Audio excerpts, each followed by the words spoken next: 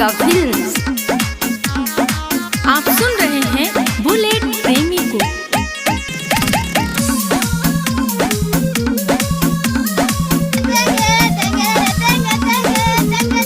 Social media पे छोइले बा बड़ी हमारा के तंग तो कोइले बा।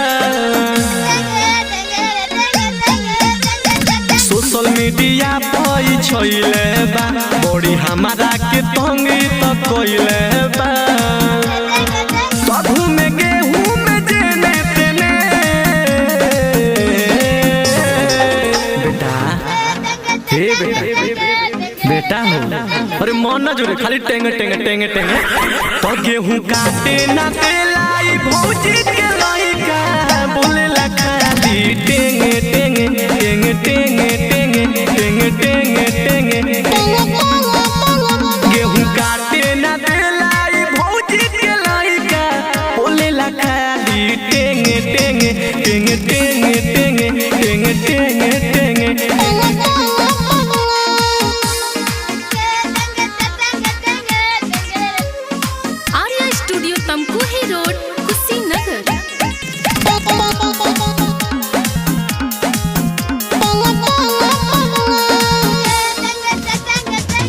एको मुठा गेहूं हम तो नइखी हो कटहले भौजी के लइका जरी रहता सटले।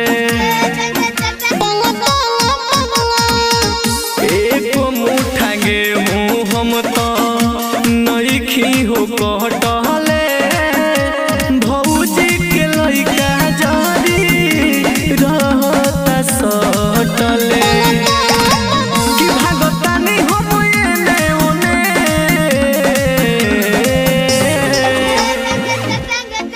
अरे बेटा अरे बाबू अरे हन सुनना तोरा माई के तो गेहूं काटे ना तेलाई भौजी के लइका बोले ला खाली टेंगे टेंगे टेंगे टेंगे टेंगे टेंगे टेंगे टेंगे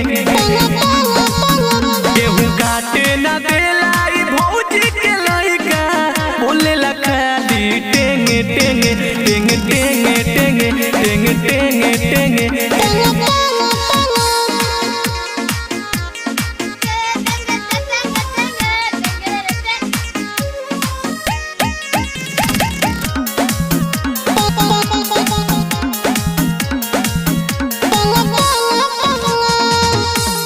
मिथिल सके गेहूं काटे नहीं देबे रोमेश के धोइला परी डंडा लेके खेदे। हे बेटा नीतीश सत्या के गेहूं काटे नहीं देबे रोमेश के धोइला परी डंडा लेके खेदे। खोजे बुलेट के जेने तेने